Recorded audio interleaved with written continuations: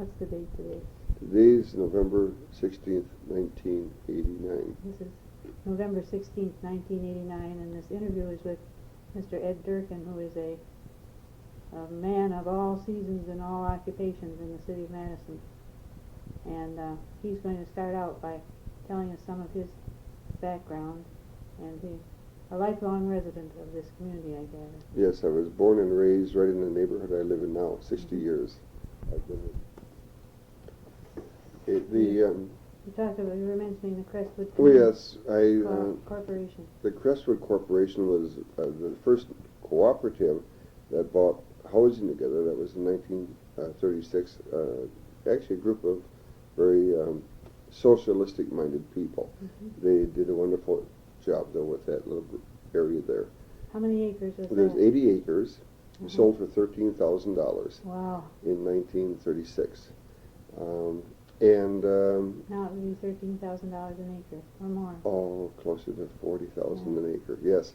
But everything else has gone up too. You know, you could buy a pound of butter, I guess, for a nickel back in those days. So there's a lot of relativity in everything in life. But and I went to that. It was called Highlands Mendota Beach then, and of course it was changed to Crestwood School, which it is now. And my children and even one of my grandsons have attended the same school. That's wonderful. And it's a good area. And what is becoming almost the near west side, we used to have the highest house number in the city at 5610 Old Middleton Road. It was the highest number in the city, but now the city goes up close to the 80s all over the city, south and east and west. But anyhow, my brothers and sisters, I have two brothers and sisters, we all attended West High School. And we used to hitchhike to and from high school. Everybody in that neighborhood hitchhiked. They knew each other. Right, and there were no public buses that went. For a while, you know, there was a Middleton bus.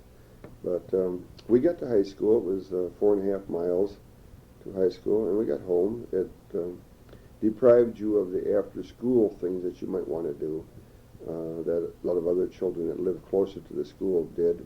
Were your parents farming? No, my mother and father separated shortly after I was born. My mother, during the Depression, of course, she had 4 children, and she did a little housekeeping for people. And then when World War II started, she was able to get a job at the university. But I lived with my mother, and so did my brothers and sisters, and now for the last approximately 30 years, out of 35 years of my marriage, my mother has lived with us. And still does to this day. She's 92 years old, or she will be 92 January 1st. Is she in good health? Mentally she's in very good health. Physically, her body just doesn't keep up with her, but she does still get up and down stairs at least twice a day. She forces herself to do that. So, but mentally she's sharp. She is a news freak, both for reading and watching and listening. She listens to the radio news programs. She watches. She loves Crossfire and all those political.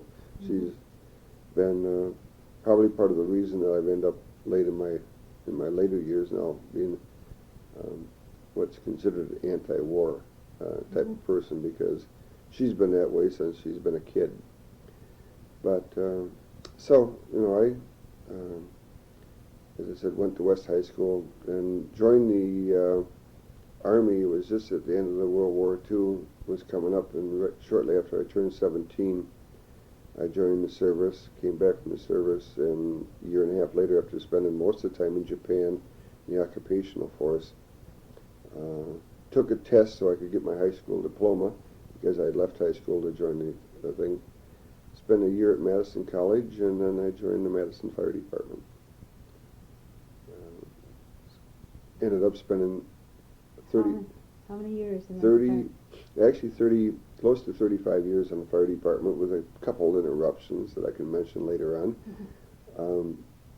But so you must know more about Madison structurally than any other living Well, person. I've been very involved in the Madison system, both as a firefighter, then for 20 years, well, but during 20 years of my career on the fire department, I was president of my local firefighters union for 9 years. I was state president one term, got the bills passed that I felt needed to be passed. There were 3 of them regarding collective bargaining and binding arbitration. These were in the legislature. In the legislature, and then also became the international vice president for 9 years. I guess one of the things I'm most proud of to this day is that of the 4 states that are in the 5th district of the International Association of Firefighters, which constitutes the United States and Canada, there's 4 states here, Wisconsin being one of them. I'm the only person that's been the local president, the state president, and the international vice president, although they weren't at the same time, but nobody else has ever been elected to all 3 positions. So you worked your way up. I worked my way up on it, and I think I was at the right time in the right place.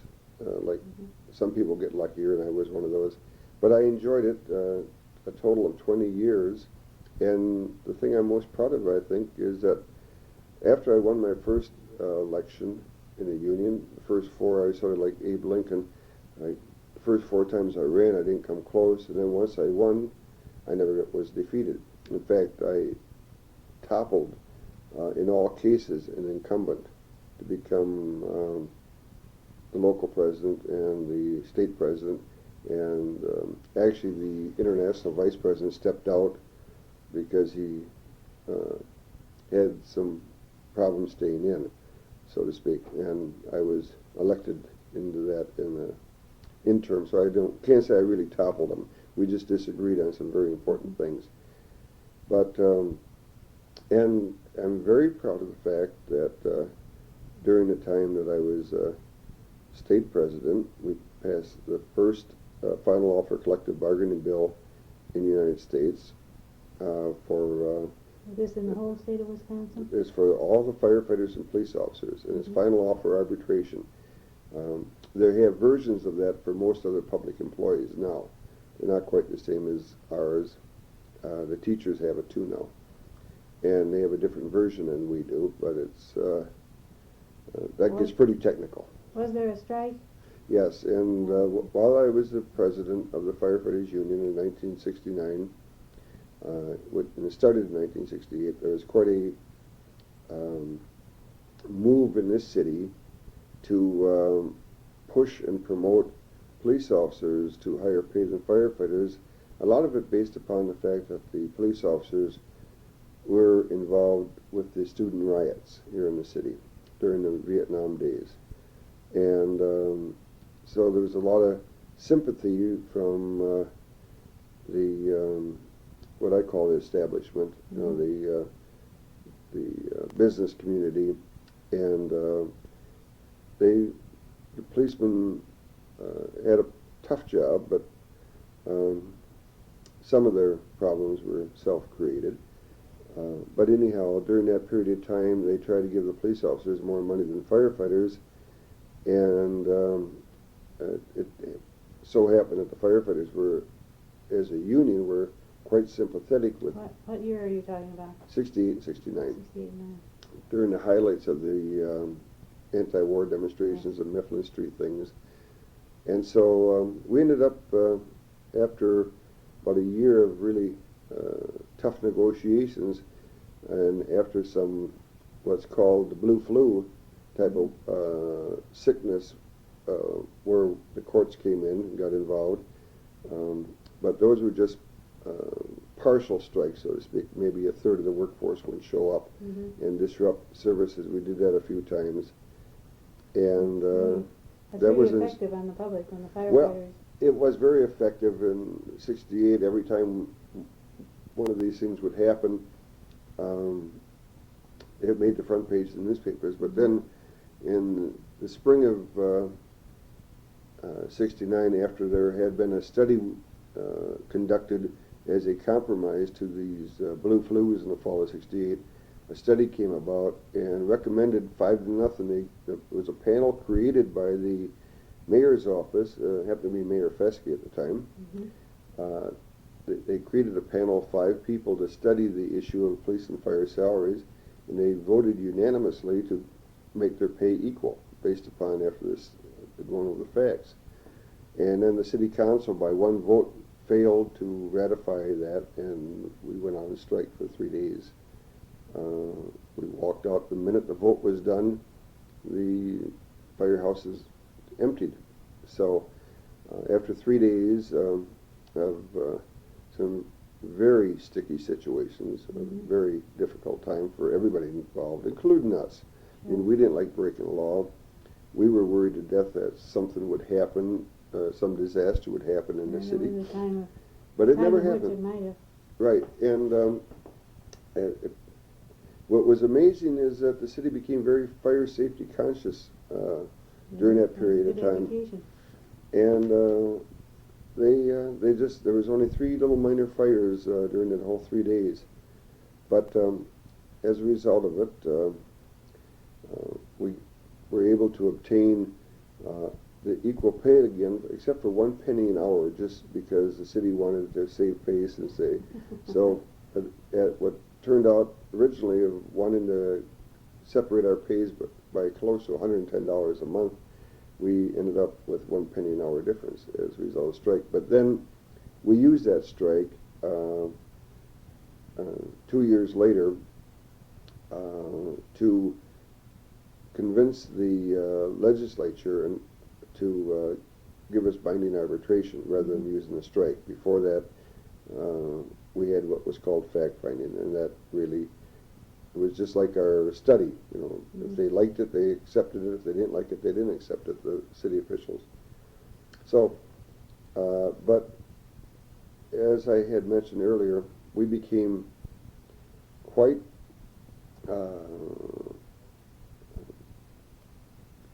well connected with the student group that was opposing the war during those days. And then in May of 1969, just 6 weeks later, they had the, I guess some people would call them the infamous Mifflin Street riots. And things really got pretty hectic here in the city. I'm sure Ruth is going to get different people to talk about different parts of that Mifflin Street riot. The firefighters, myself, became fairly well involved in the aftermath. The riots started on a Saturday and went through to a Tuesday when the city council met. And again on Thursday, they on 2 occasions tried to pass a city council resolution allowing them to have the block party, which had started the riot in the first place. The students decided they ought to have a block party, and the police interrupted it. Wasn't that block parties were unheard of in the city of Madison. There were a lot of places there were block parties, including the Masonic Temple on Wisconsin Avenue. So it was pretty, we thought from any objective viewpoint that the city was overreacting and not to not allow them to have their block party. That was before David Cooper came.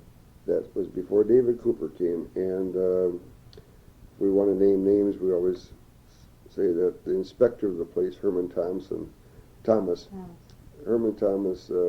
had a delightful way to himself of getting the riot started.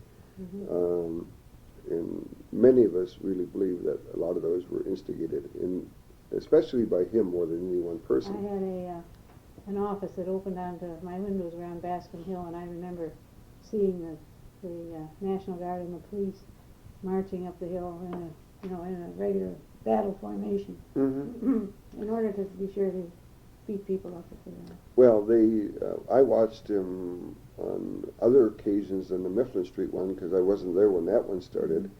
But on another occasion, driving their vehicles continually through the students when they were trying to have these block parties. And that block, as people know in the city when they look at it, that there was virtually no traffic ever on that block, in the 500 block of Mifflin Street.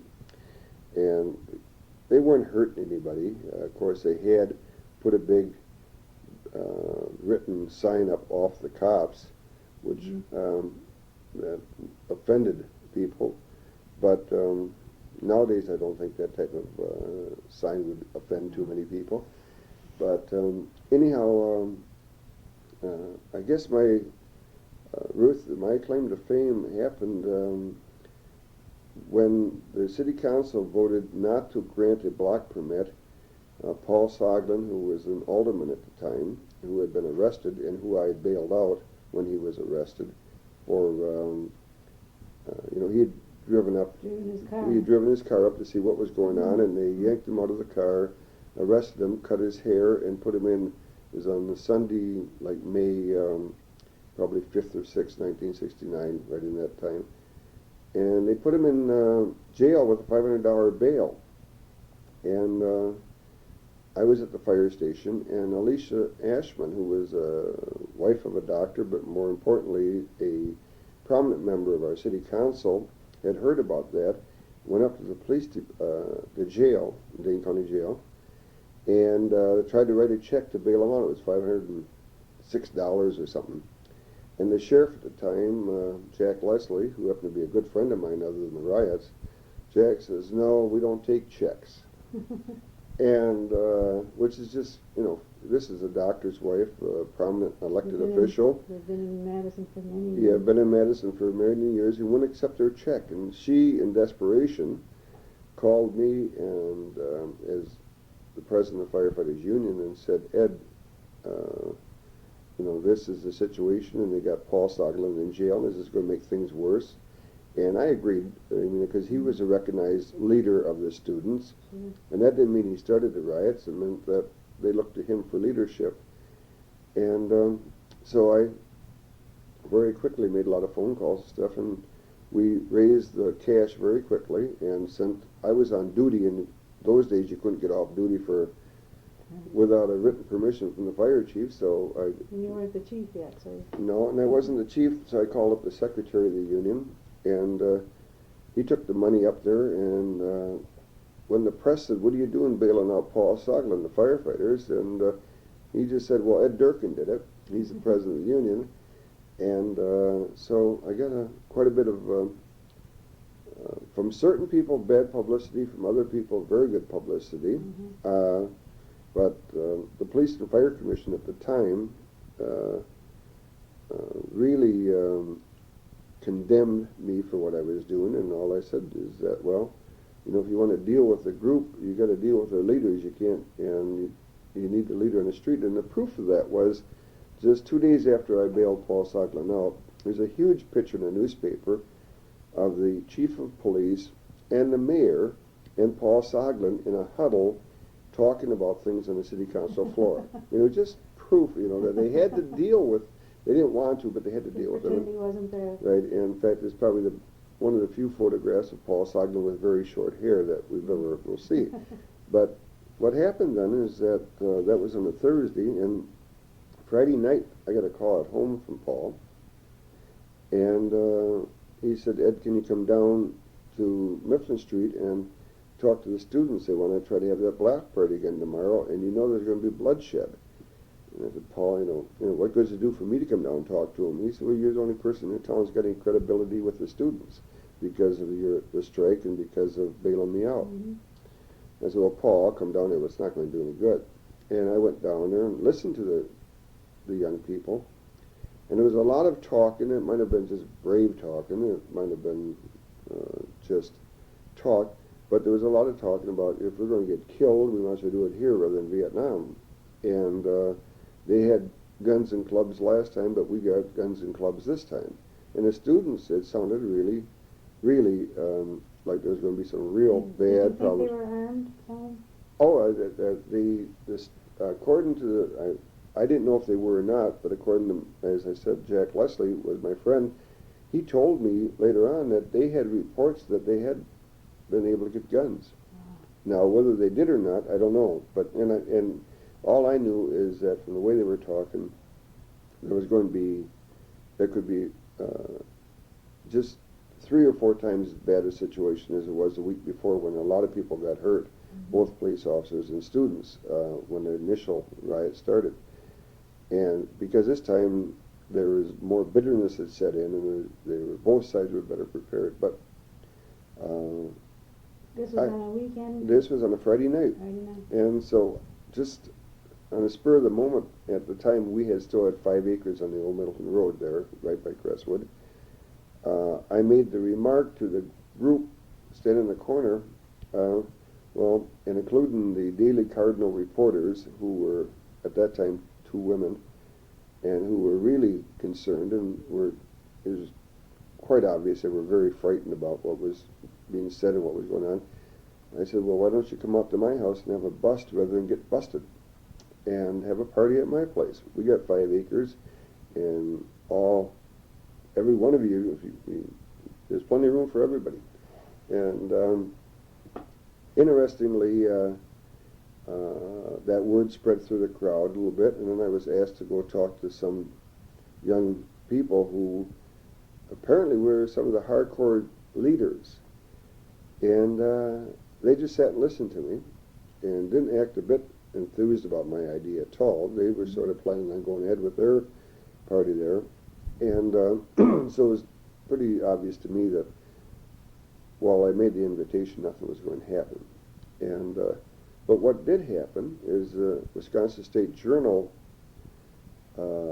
had the story, the young reporter that was there, that I had made this invitation, and he called up the mayor, Dyke, at home at 12:30 in the morning, and said, did you hear that Durkin invited all the students out to his place? And the mayor responded, as Mayor Dyke would, he's quite a character, actually. I mean, and the mayor responded to the journal reporter, he said, that's great. In fact, I'll furnish them the buses. And just presuming that if they came up to my place, they'd destroy it, And hoping that they would. I'm presuming. I don't know if he hoped that. I can't say that, because I always liked him. He was honest. He just didn't know what was going on with his police department. He really didn't. He didn't know. And I don't think that sometimes he wanted to know. But anyhow, what happened then, Ruth, is that the morning paper came out with this story that the students had been invited to my place, and the buses would be furnished. And came at 1 o'clock in the afternoon, and I went down there, and by God, there was 2 city buses parked right in front of the Mifflin Street Co-op, but nobody was getting on them. And what was happening, and I'm not going to name names right now, but Ruth, if somebody studies that era of our history, there was a group of very well-meaning citizens in this town that wore white armbands. They had a name for them, and some of them are very prominent now, right up to the Supreme Court. They were professors, weren't they? They were Fact-finders. They were observers. They were observers, and they were trying to be peacemakers, and but they didn't really understand the kids, because the students, I shouldn't call them kids, but that's they didn't understand them, and what they were trying to do is to work out schedules for these buses. And there was a group of them standing there, and they were talking to these kids, and the kids were just not listening to them. That, well, we'll have this bus go at this time, and I asked them to do me a favor, just get the hell out of here for a while. And I talked to one of the student leaders I know. I said, do you get any connections with that Mifflin Street Co-op? He said, well, we got some. I said, well, okay, go in and try to get about 8 cases of beer and put 4 on each thing. And he said, well, okay. And so they went in to get the beer, put 4 cases on each bus, and I started talking to some of the young gals. I said, hey, we got to get people on these buses, and all we're going to do is they're going to run out there, and then they'll run back, and as fast as they load up a bus, run them out, and then later on in the day, when people want to come back, they'll just run them back, and it'll be just when they fill up a bus, the bus goes. And I talked to the drivers, and once we started getting the beer on and got some of the first people on, pretty soon it happened, and we ended up with over 500 people. And when I say that's my claim to fame, not locally, honestly, not locally, because there wasn't much of a write-up the next day in my Wisconsin State Journal on Sunday, despite what happened out there.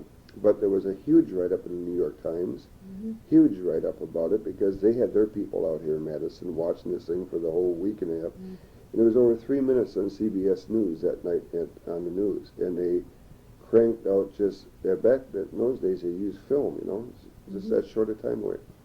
And I ended up getting over 200 some letters from all over the country. Some of them, it was very obvious, were professors and elected officials in other cities that had been watching this, because Madison was the news of the day. Notorious. It was very, what was happening in Madison was nationwide news. And it was funny, I had 9 letters out of 240 or 50 letters that were critical. The other ones were very supportive, and the best part of it was, not the best part, but an interesting thing, of the 9 letters, only one was signed, and then not by a name. It said, "Your friendly pigs," and it was from a letter from a city in Illinois. And there's only one. The other ones, they just, all they were was critical. And so that was, in some ways, back in those days by far, that was a real highlight in my life, so to speak.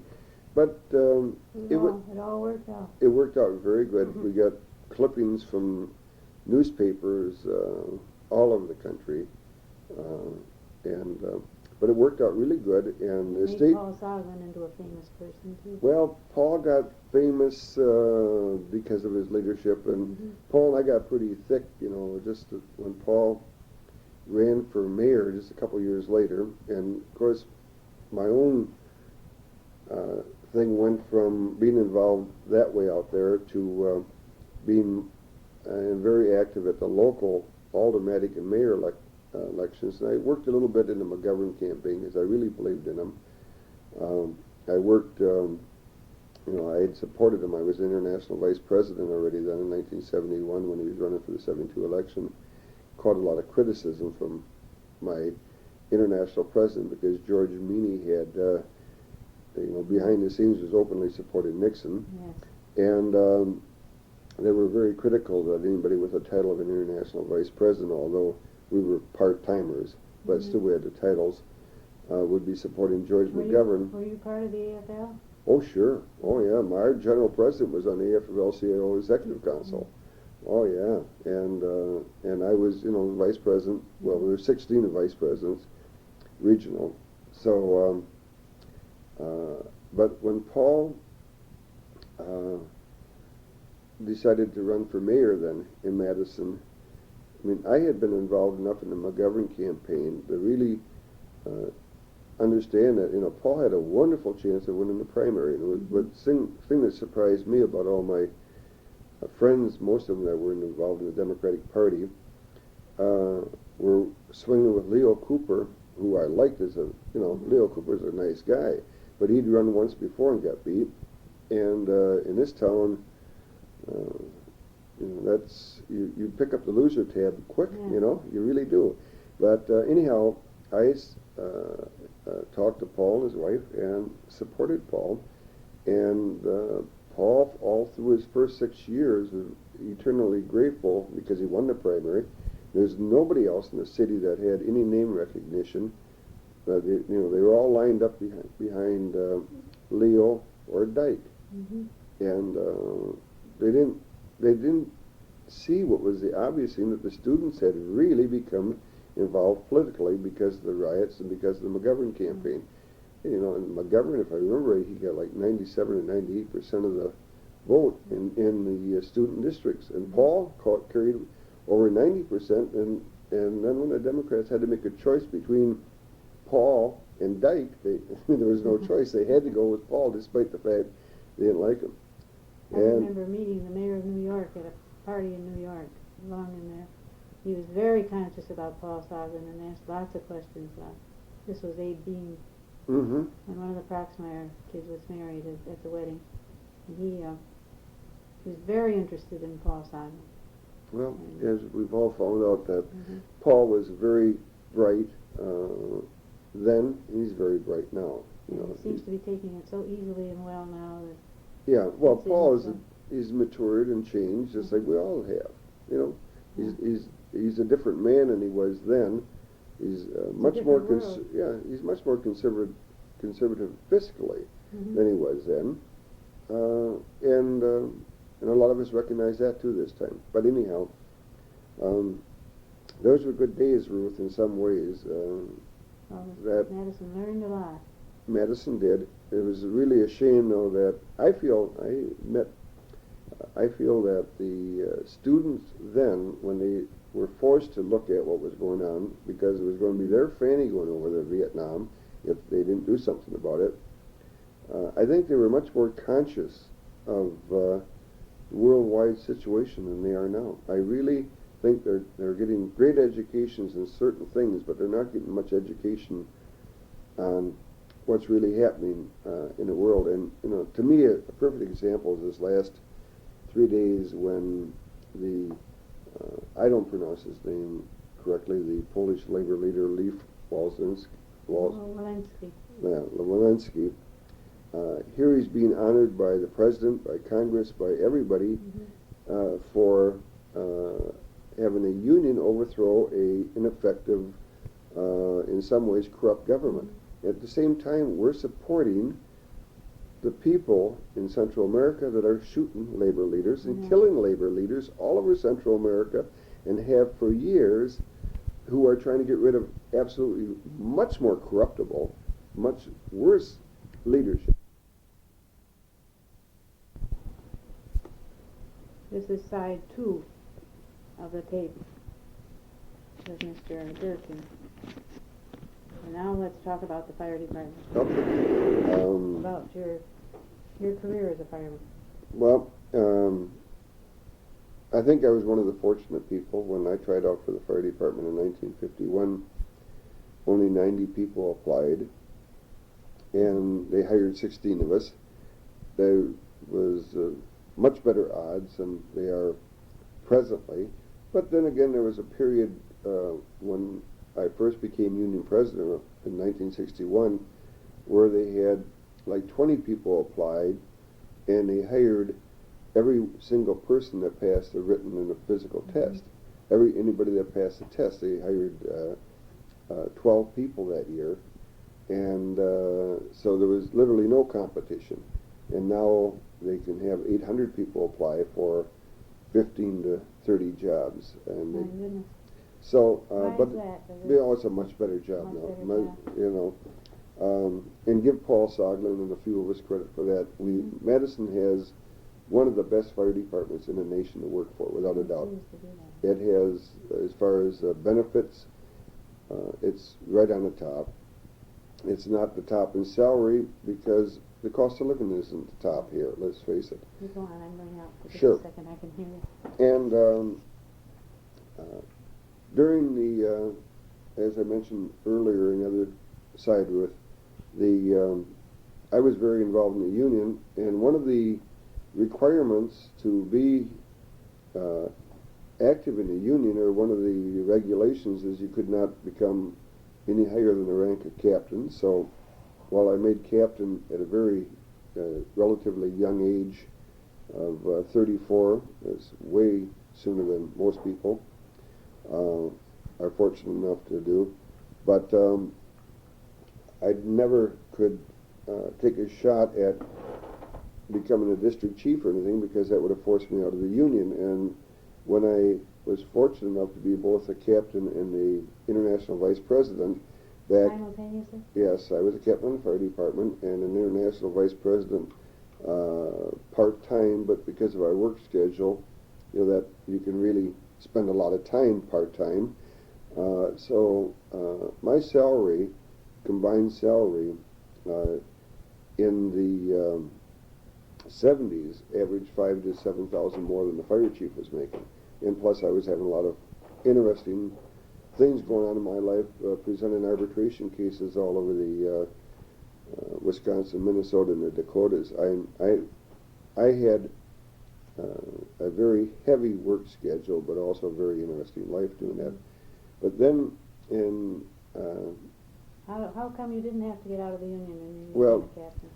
because they passed, they had made decisions by the Wisconsin Employment Relations Commission that captains were not part of the bargaining unit. They had made that decision in Milwaukee. They tried to get that enforced in Madison after our strike to get me out of the union.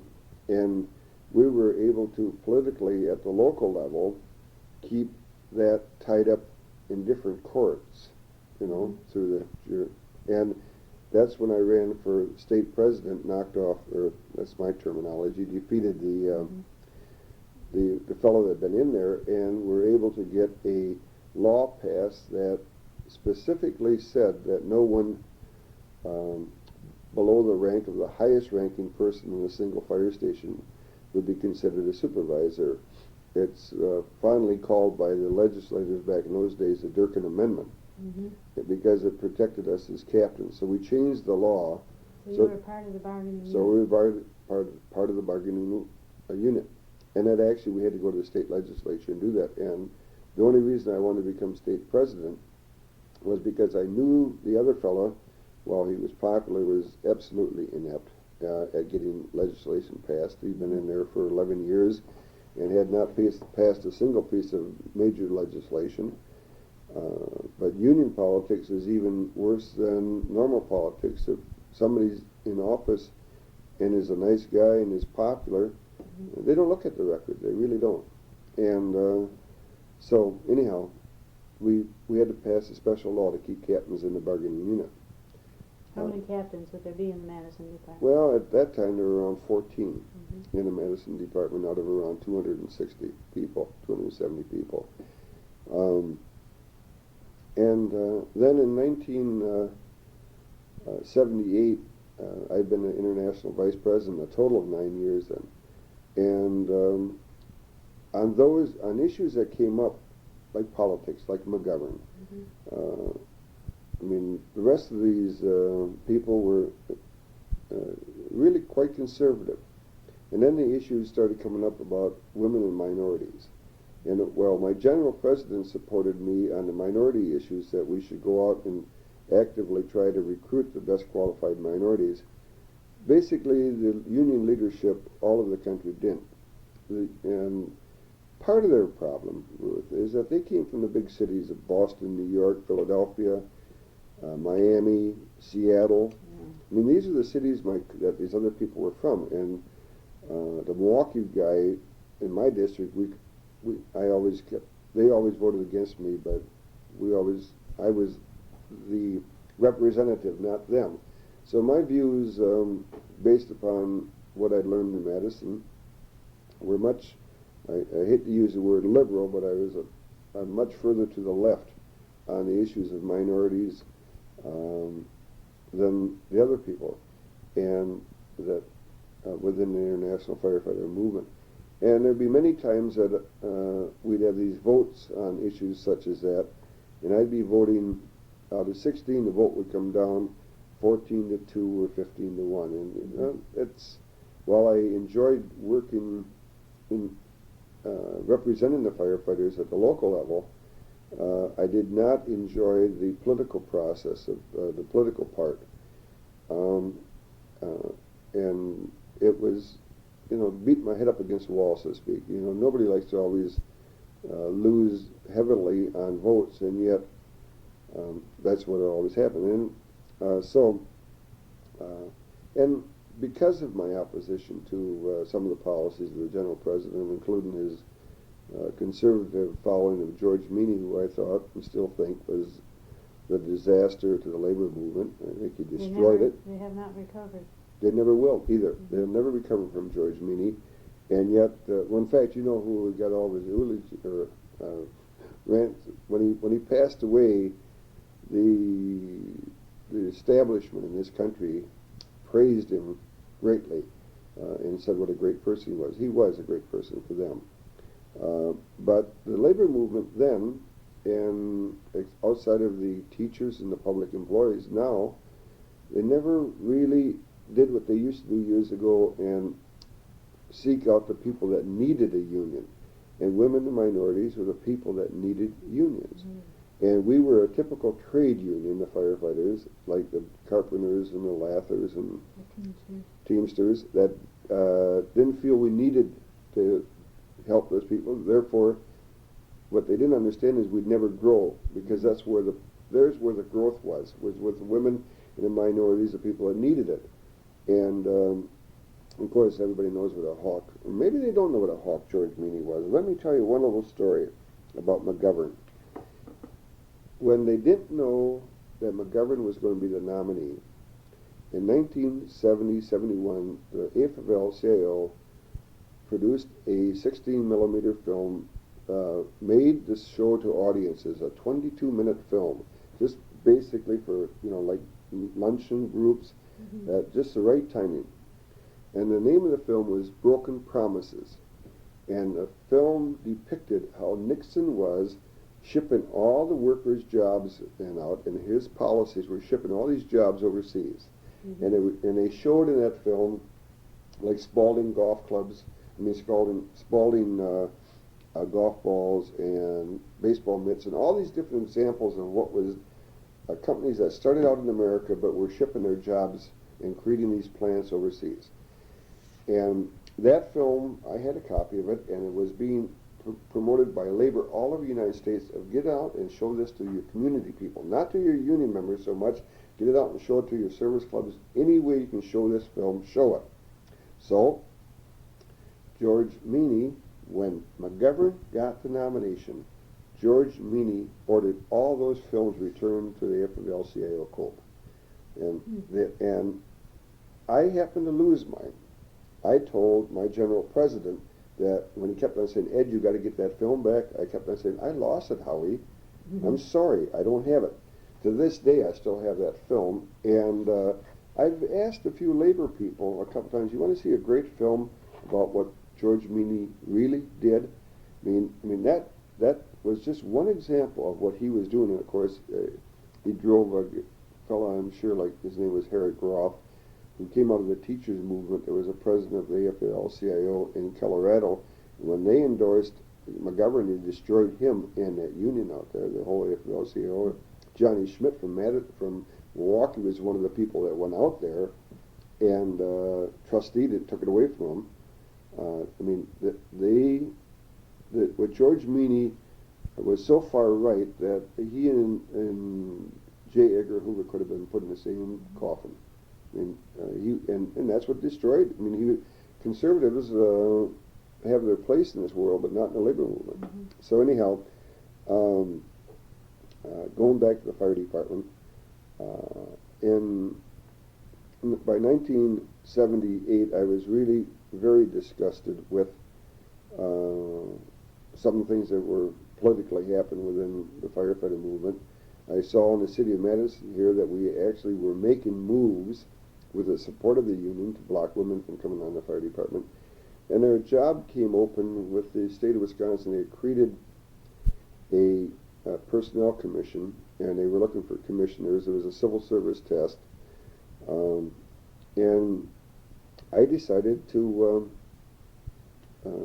apply for the job, take the test, and was fortunate enough to be one of the 3 selected then. So after the civil service, we were a group of names, 5 names were given to the governor, and he picked me. And I thought that would be a wonderful training if I could do that for 2 or 3 years.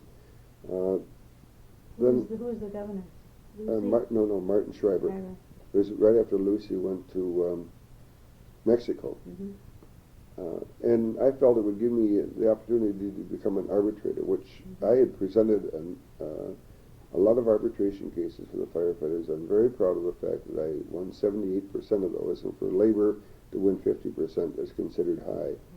And those were against personnel people and attorneys for the cities and everything else, so I felt pretty good about that. And I felt qualified, and so did the people I talked to within the arbitrators group, that I could become an arbitrator. So I thought, being a personnel commissioner, that's basically what you are, that I could get good training if I had that job. I took a substantial cut in pay of around $12,000 from what I was jointly making as a captain and a vice president to the job as a personnel commissioner. And I was just, my Irish luck again came through that about 9 months into that job, which I was finding very boring because we'd worked very hard. We'd come up with decisions that we thought were good. It was against the employee, they accepted it. Mm-hmm. The union, state union, and the attorneys for the state always accepted it. But every single time we ruled against the state in these arbitrations that we were conducting, this involved state employees only, every single time the state would appeal it. And to me, I thought, well, all we're doing is setting up a way for the attorneys who are civil service for the state to practice their law, so they could take it from a state type of thing into the courts. And they could take it into the courts and get their practice. And to me, it was disgusting, very honestly. And the opening came up for fire chief, and I think the city of Madison at that time was looking for somebody that was a lot more progressive, especially on the issues of minorities and women. And because the fire department, the former fire chief retired, he was just tied up, and he had 5 or 6 different law cases going against him. And so when I applied, make a long story short, I ended up with the position of fire chief. Has this happened elsewhere, that union leadership becomes management and chief? Yes, it has happened in some other cities, but I don't think for the same reason. Mm-hmm. I think that, going back to what I just said before, that union leadership tends to become quite conservative the higher they get. Mm-hmm. And I think that's part of the reason that union leaders in a lot of fields have been able to move into management, is because they themselves are conservative, and the people that hired them saw that. That wasn't true here in Madison. They wanted somebody that was definitely what they considered more progressive on the rights of women. In fact, in my case, I just left the department on leave of absence for 1 year when I was appointed chief, but all during the process for the 4 months that I had my name in there before they made the decision, the union officers openly opposed me. And they went to all the commissioners and said what a You're going to have yeah, the whole they bunch didn't, of women on the yeah, they didn't want me one bit, and they opposed me not only to get the job, but for the first 2 years I was fire chief, they just, no matter what I tried to do, they took the opposite side. And then not just on the hiring.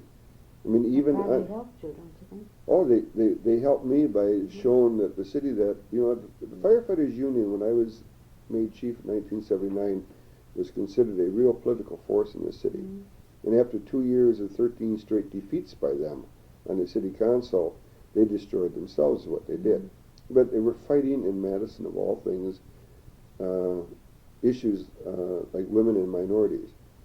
And behind the scenes also, they were upset about lesbians and things like that.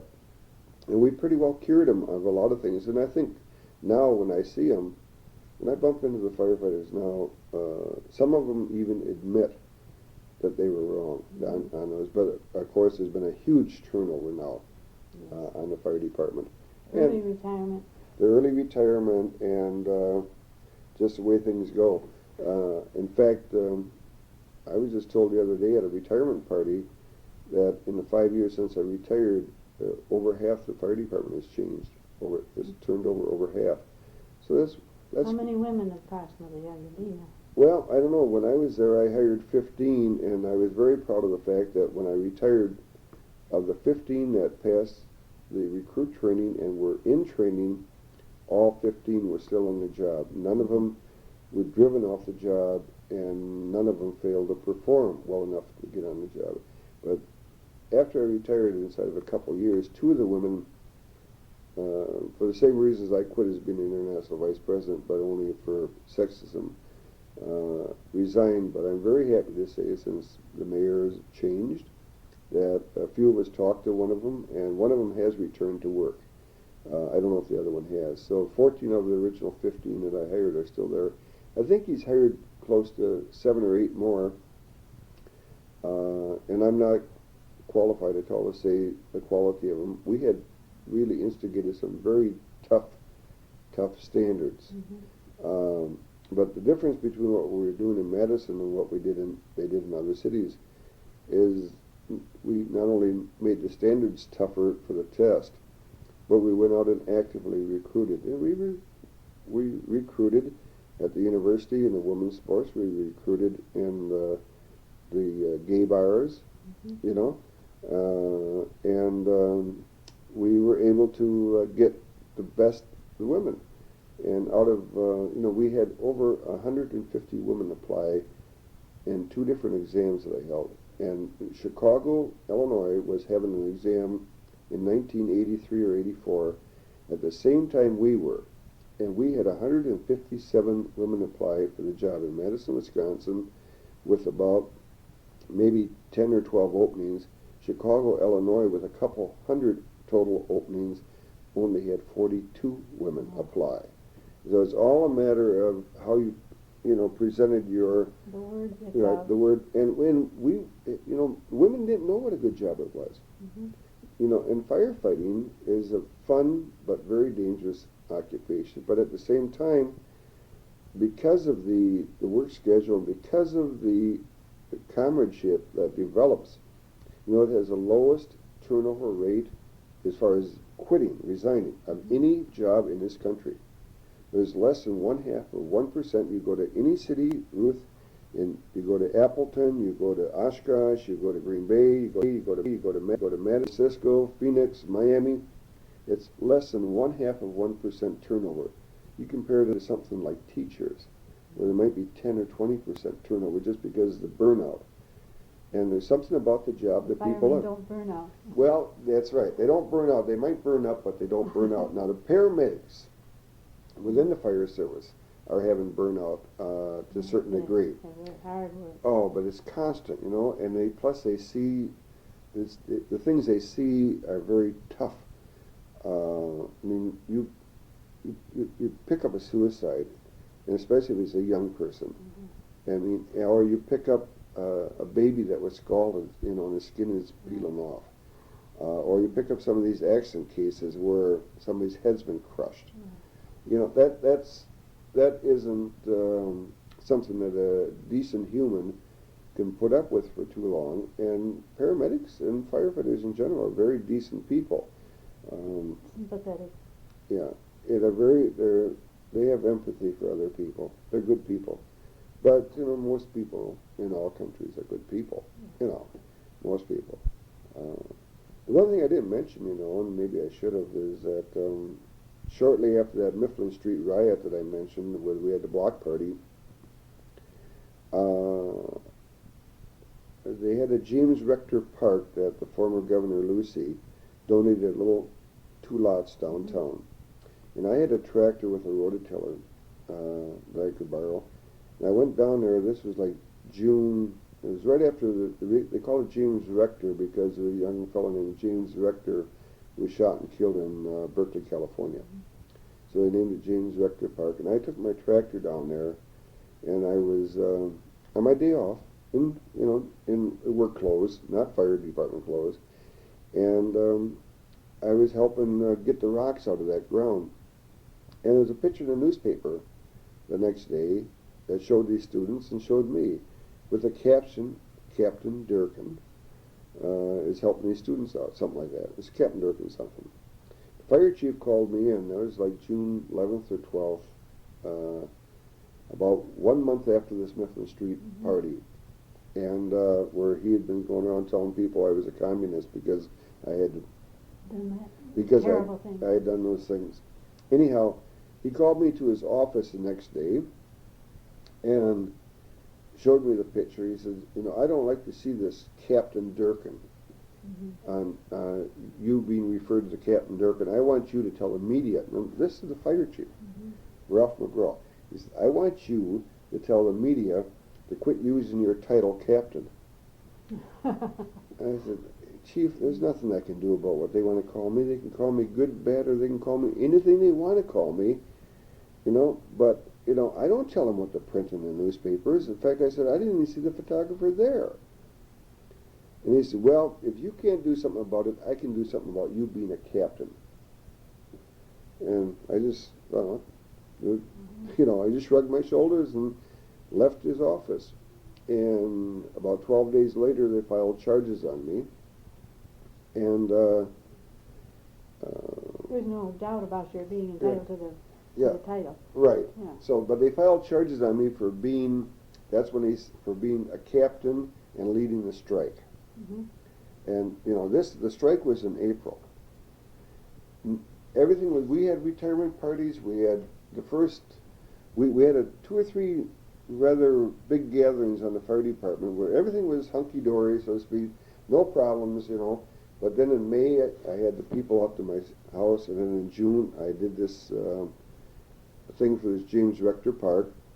And so before the end of June was over, all of a sudden charges were filed on me by a former member of the Police and Fire Commission. I think his name was John Harrington or something.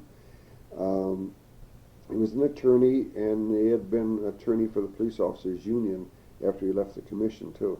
And he, as a citizen, filed charges on me for leading the strike. Mm-hmm. Now, the city didn't file the charges, and the commission didn't file the charges. And then finally, it came to a decision, and they suspended me 3 months later for 6 months. But the interesting thing is, when they called me in, they gave me the suspension, and this was in August. And I just become international vice president, by the way. The first thing said by the chairman of the commission at the time was Stuart Becker. First thing Stuart Becker said, "Now, Chief, I know you're not going to be happy about this, but this is the best we could do." And so, of course, I'm thinking that they just washed it off. Like I had been told by one of the commissioners that all they're going to do is give you a reprimand, Ed. In fact, he was an attorney, Dick Lenz. Said, "Ed, why don't you," we had to sort of block from going to trial for a while. And he said, "Why don't you just let it go? All we're going to do is give you a reprimand." So anyhow, to get the damn case behind us, our attorneys, Lawton and Case, withdrew this stop order, what they are. And so when he said that, I thought, well, I'm just going to get my hand slapped. And then they said, "You're suspended for 6 months." Without pay, of course. Although they didn't say without pay at the time. They made a mistake. They just said suspended for 6 months. And luckily, then they found me guilty of 3 things I hadn't been charged with. Mm-hmm. That's, in order to suspend me for 6 months, they found me guilty of 3. They came up and they found me guilty of 3 different things that I hadn't even been charged with. It was just crazy, And and there was 2, and there was 2. The Stuart Becker was one of the commissioners, was a well-known attorney, and so was Dick Lenz. Mm-hmm. Although Dick didn't have much to do with this, I found out later on. And he was a member of the commission, but he wasn't the one that was spending any time drawing up, because apparently he and Swenson really believed that nothing big was going to happen. Ellsworth Swenson was also on the commission, but the other 3 were working together, and apparently had promised the chief if he got somebody to file charges, they'd fire me. That would have been a promise. That's what they meant by, "We know you're not going to be happy." And then they say 6 months, and I immediately thought, my God, if he isn't happy with a 6-month suspension, what did he want? Well, then I found out later on that he'd been promised by apparently Stuart Becker that I'd be fired. And so they goofed in 2 ways, Ruth. They really goofed 2 ways. First of all, they found me guilty of 3 things that I wasn't charged with, and of course the Supreme Court ultimately threw that out. Said, you didn't, but that took 2 years down the road. But they also didn't do the clever thing of demoting me. Mm-hmm. Which they could have. Yep, and if they would have demoted me, I would have lost all the sympathy that I got from people, because they would say, "Well, you still got a job, and you want to be a union rep anyhow. Yeah. So what's the big squawk?" So they were so vindictive, and he went for the overkill, and so anyhow, that's that was the 6 months that I spent off the job. Then a year I spent as personnel commissioner. Then I also, in 1970, spent 3 months in Harvard going to the Harvard Graduate School of Business. They have a labor course there. That's a very good course. And which really had given me a very good appreciation of what labor used to be. And, you know, you don't read too much or you don't learn too much about labor. Really, you don't in the high schools. Maybe you do in college, but I never went to college, so I don't know. Except the Madison Business College, we didn't have any labor history there. Certainly wasn't. So anyhow, but having those professors at at Harvard University really teach you labor history. Labor had a wonderful history, very wonderful history. I don't think they show it now. In fact, I think there's a great thing in this morning's newspaper just about how some labor unions are going to demand ballot from all the national. They just raised salaries $50,000 a year. You know that, but that's typical. You know, I was in at the same time there were Teamsters officials, by the way, at that labor school with me. One of them was drawing three salaries. It's just like when I was local, state, and national. Well, I didn't. As soon as I got one, I resigned the other. So, but they would keep all their jobs. So they'd be getting like $80,000 for this job and $60,000 for that job, and another $75,000 for that job, and then be on a board of directors and get per diems, and it was just incredible. I mean, I'm with a guy that was back in 1970 making close to $200,000 a year. Just by being a union official in the Teamsters. So that was another part of my education there. But so I felt then, you know. Did you retire early? No, I retired at 55 and a half. I waited till January following my 55th birthday. Was 55, was that the the retirement for been over the years. 20 years? Well, it used to be 20 years, long time ago. And then it was age 52, and then the time I came on it was age 55, and so I was born July 4th,